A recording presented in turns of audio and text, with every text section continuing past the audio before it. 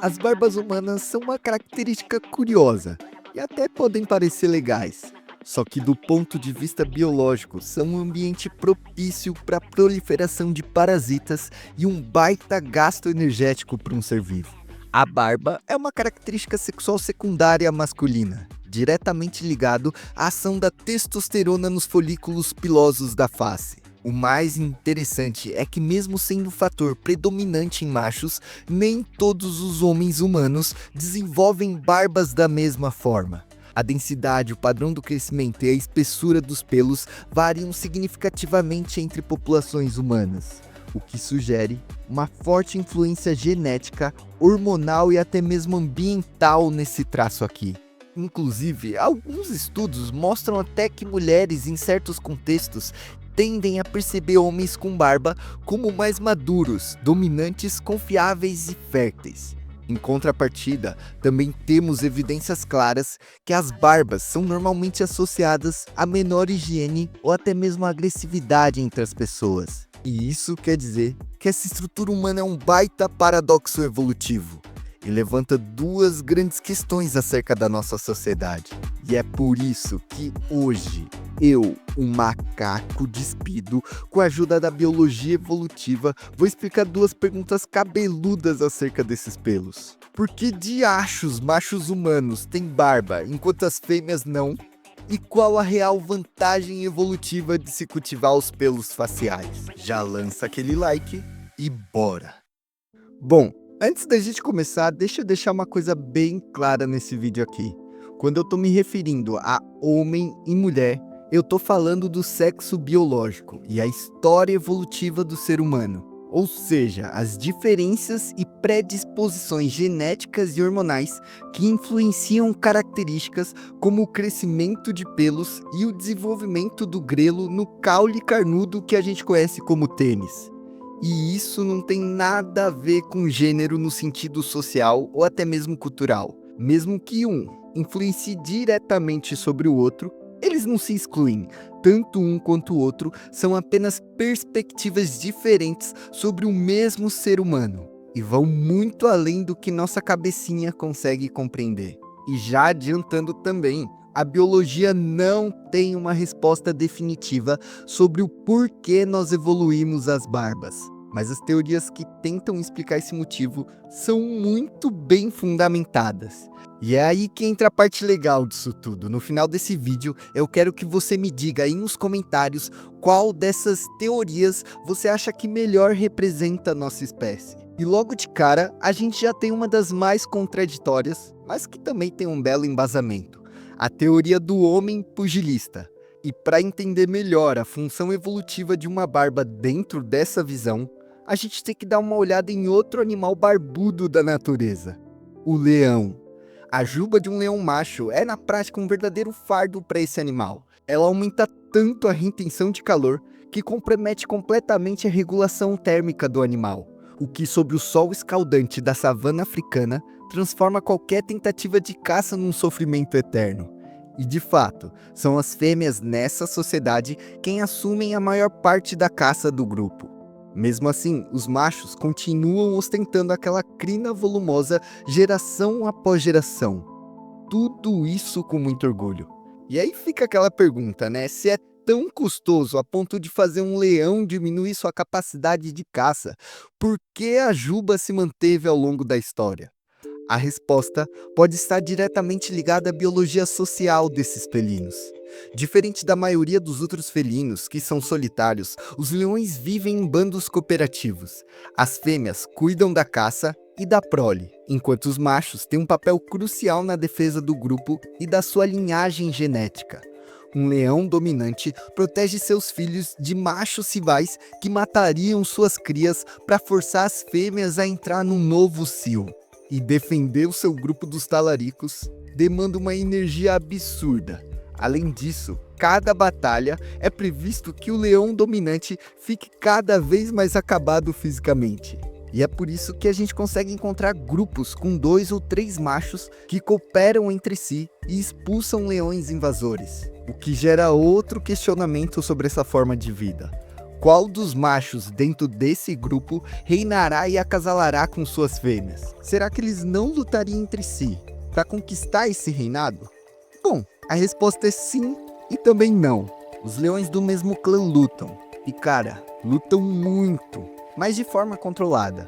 E é aqui que entra a importância da barba do leão. As áreas mais espessas da crina cobrem justamente a região mais vulnerável desse animal, como a jugular e a nuca.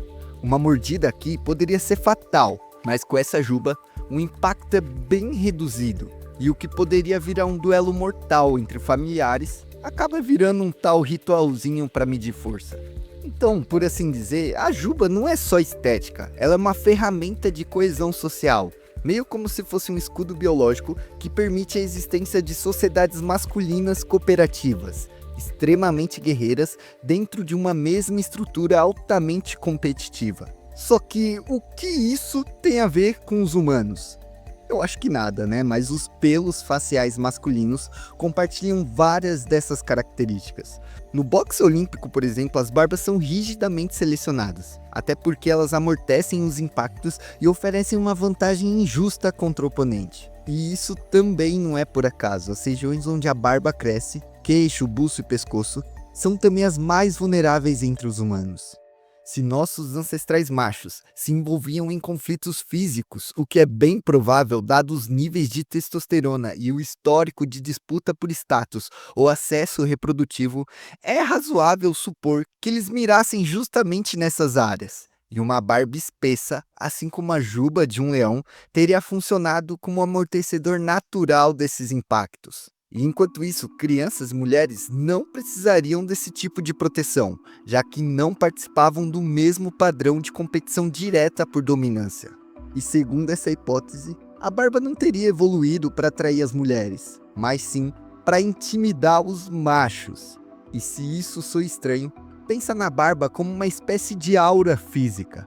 Até hoje, muitos machos humanos se sentem intimidados ou até mesmo desconfortáveis diante de indivíduos que exibem traços considerados mais masculinos, como o ombro largo, voz grave e a barba cheia. Em algumas culturas contemporâneas, inclusive, e você deve saber da qual eu estou me referindo, existem expressões como farmadores de aura, usada para designar aqueles homens cuja presença causa um impacto imediato. Nesse sentido, a barba pode ter funcionado como um traço de sinalização agonística, um marcador de status masculino que determina a posição social dentro de um grupo. Só que aí entram vários outros problemas. Entre os leões, por exemplo, a seleção natural limitou os grupos a no máximo 4 machos. Já nós, humanos, seguimos uma trajetória completamente diferente. Nossa evolução caminhou cada vez mais em direção à coesão social e à formação de grupos extensos. Se a barba realmente limitasse a convivência de múltiplos machos no mesmo grupo, dificilmente teríamos mantido uma proporção populacional estável de cerca de metade homem e metade mulheres ao redor do mundo. E também, né, rapaziada, vamos admitir, é muito simplista imaginar que apenas homens brigavam na pré-história. Há evidências arqueológicas e etnográficas que indicam que as disputas em diferentes níveis faziam parte da vida de ambos os sexos. E o que muda são apenas os contextos e as formas de competição. E lembrando, nem sempre a competição física é a que dita a seleção natural. Outro fator que bate de frente com essa hipótese é o fato de que nós, primatas, carregamos pelos longos e grossos durante milhares de anos de evolução. Nós, humanos, que evoluímos em um ambiente africano, quente, fomos selecionados para ter pelos cada vez mais finos. Isso melhorou nossa capacidade de dissipar calor e nos transformou em máquinas de corrida sobre o sol. Foi assim que viramos macacos suados e despidos de pelo. E é dessa linha de raciocínio que surge a segunda hipótese que vamos explorar aqui, a chamada teoria do homem opressor. A ideia aqui é que a barba seria uma característica primitiva de todos os humanos, mas que a seleção sexual supostamente exercida por machos teria favorecido mulheres com rostos mais lisos, por assim dizer. Com o tempo, isso teria levado à redução dos pelos faciais nas fêmeas, já que as consideradas menos masculinas, bem entre aspas, tinham mais sucesso reprodutivo. E à primeira vista, essa hipótese até parece conversar um pouco com a nossa realidade, em que mulheres são socialmente pressionadas a remover os pelos corporais, enquanto os homens os exibem como símbolo de masculinidade. Só que eu nem preciso falar que essa visão também é extremamente limitante sobre o ser humano como animal. Não dá pra gente admitir que mulheres com pelos faciais desapareceram só porque eram menos atraentes. Isso ignora completamente a variação genética natural das espécies, que sempre gera indivíduos mais ou menos peludos. Além de que, se houvesse uma pressão forte nesse sentido, essa diferença só teria se acentuado ao longo de milhares de gerações. O que de fato aconteceu foi que tanto homens quanto mulheres evoluíram para ter cada vez menos pelos nos seus corpos. Só que nas fêmeas, essa redução acabou sendo um pouco mais visível. Outra coisa que incomoda dentro dessa teoria é o macho como a espécie seletiva na natureza. Isso dificilmente acontece e machos não são selecionadores. O padrão que a gente observa na natureza é justamente o contrário. E quem costuma ditar a pressão seletiva normalmente são as fêmeas. Basta a gente olhar para as aves, machos coloridos que cantam, dançam e até constroem ninhos elaborados, fazem de tudo para atrair suas parceiras. Enquanto isso, as fêmeas mantêm cores mais discretas e até são tanto quanto sem graça, por assim dizer. E isso acontece porque são elas que escolhem seus parceiros reprodutivos. E essa é a base da seleção sexual, a disputa dos machos pela atenção das fêmeas. Gente, convenhamos aqui, né? Se você conhece bem os machos dos seres humanos, você sabe que não seria um simples pelo facial que impediria alguém de tentar acasalar com uma fêmea. A biologia reprodutiva dos machos, tanto em nós humanos quanto em qualquer outro animal, costuma ser bem mais flexível do que exigente.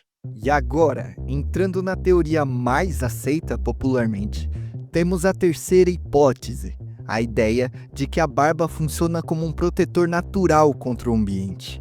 Segundo essa visão, a barba teria sido mantida no nosso DNA como uma adaptação ao clima. Homens que viviam em regiões frias, por exemplo, teriam sido selecionados para ter barbas mais longas, ajudando a segurar o calor e proteger o rosto do vento e da geada. Já quem nascia em regiões mais quentes acabava tendo menos pelos faciais. E cara, até que essa daqui faz sentido, porque sim, as barbas são uma barreira fisiológica bem eficiente contra fatores ambientais. Só que essa hipótese tem muitos furos. Se a barba fosse realmente essencial para a sobrevivência em ambientes gélidos, não faria sentido só homens terem esse recurso. Mulheres de origem europeia, por exemplo, também encaram climas frios e ainda assim não desenvolveram barbas espessas. Outro problema é que essa teoria meio que repete a mesma limitação da teoria do homem pugilista, que coloca os homens como protagonistas na história evolutiva. E eu nem preciso dizer que a realidade não acontece assim. Evidências arqueológicas e etnográficas mostram que as mulheres também caçavam, coletavam e encaravam os mesmos ambientes hostis que os homens. E não é à toa que, visualmente falando, homens e mulheres, se a gente olhar para eles como animais, não apresentam corpos tão diferentes assim. Nossas capacidades são iguais em termos de sobrevivência, e um consegue facilmente existir sem o outro. Então sim, as barbas até podem ter ajudado a lidar com o frio, mas reduzir essa história a um traço exclusivamente masculino não bate com nada do que a gente sabe hoje sobre a biologia das fêmeas humanas. Mas se a barba não traz nenhuma vantagem clara de sobrevivência, por que raios ela persiste? É aí que entramos na nossa quarta hipótese e que para mim é a que melhor explica a formação das barbas humanas. A lógica hormonal. O crescimento da barba, antes de tudo, é um fenômeno hormonal. A testosterona e principalmente a sua versão mais potente, a dihidrotestosterona, o DHT, age diretamente nos folículos da face, fazendo os fios ficarem mais grossos e longos. E o interessante aqui é que esse efeito é acumulativo, ou seja, quanto mais tempo a exposição à testosterona, mais evidente a barba fica. Essa é a chave para a gente entender por que humanos têm barbas. Apesar de muita gente não notar, as mulheres também têm barbas, bigodes e pelos em regiões como axila e virilha. A diferença é que culturalmente, hoje, esses pelos costumam ser removidos. E sim, elas até possuem pelos mais finos do que os machos. Só que com o passar dos anos, isso muda completamente. À medida que os níveis do estrogênio caem, principalmente depois da menopausa, a testosterona relativa ganha espaço no corpo feminino. E é aí que muitos folículos começam a produzir fios grossos e longos. Inclusive, é por isso que a nossa vovozinha tem aquele famoso bigode de avó, algo super comum, mas que muita gente esquece. Outro aspecto cabuloso da nossa biologia está na plasticidade desses hormônios. A ciência já mostra que todo ser humano, independente do sexo biológico, se desenvolve inicialmente como fêmea por padrão. Só depois da ativação do gene SRY, presente no cromossomo Y, é que começa a diferenciação masculina, guiada pela ação dos hormônios sexuais. E aqui vem a parte mais louca dessa história. Ao contrário do que muita gente imagina, testosterona e estrogênio não são antagonistas, mas sim complementares. As mulheres também produzem testosterona e, através da ação da enzima aromatase, transformam esse hormônio masculino em hormônio feminino. Em outras palavras, apesar de um corpo começar como feminino, hormonalmente acontece o inverso. O que chamamos de hormônio feminino depende, na verdade, de um hormônio masculino para existir. Mas isso está muito longe de ser uma via de mão única. Enquanto isso, um corpo exclusivamente masculino só é possível graças ao molde corporal com base feminina. Somos basicamente subproduto um do outro. Essa dança entre hormônios permite que nosso corpo seja extremamente plástico, moldando-se de acordo com o ambiente em questão. Dentro dessa visão, a produção de testosterona em homens e mulheres funcionaria como um sinalizador de maturidade sexual.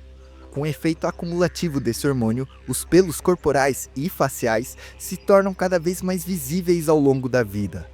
Isso dava aos humanos primitivos uma forma rápida de avaliar a saúde, idade e até o período fértil do seu parceiro em potencial. Na natureza, por exemplo, um macho podia deduzir que uma fêmea estava madura ao observar o crescimento dos pelos das axilas e da região púbica. Mas nem tudo é só questão de reprodução. Hoje também sabemos que humanos são animais sociais. Isso quer dizer que ninguém sobrevive a longo prazo sozinho. Essa pressão evolutiva por grupos cada vez mais coesos pode ter reforçado a importância de reconhecer sinais visuais de experiência e maturidade.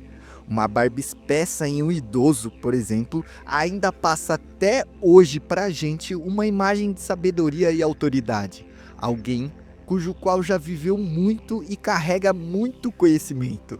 E o mesmo vale para as mulheres. Quanto mais visível os efeitos da testosterona ao longo da vida, mais fácil era identificar uma fêmea experiente dentro do clã. Logo, pelos corporais e faciais não eram apenas um detalhe estético, mas uma pista biológica da idade e dos status sociais. E essas são as 4 hipóteses mais discutidas sobre o surgimento das barbas nos humanos. Mas peraí, antes de você sair desse vídeo, deixa eu te contar uma curiosidade cabulosa sobre a ação da testo nas barbas. Sabe aquele seu amigo que tem a barba gigante, mas é lisinho em cima? Então, isso ocorre por causa do DHT, um derivado potente da testosterona. Quando os folículos da face são sensíveis a esse hormônio, eles se expõem com força, crescendo a barba e deixando ela bem densa. Mas nos folículos do couro cabeludo, o mesmo DHT faz um efeito completamente contrário.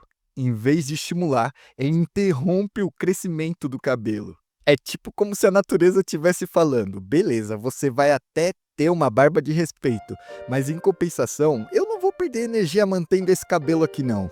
Bom, e se você ficou até o final desse vídeo, muito obrigado mesmo por dividir o seu tempo comigo. Se você não for inscrito, se inscreva. Se quer saber mais sobre a natureza, dá uma conferida aí no canal. E claro, deixa aí a sua opinião sobre o assunto. No mais é isso, até o próximo vídeo e tchau!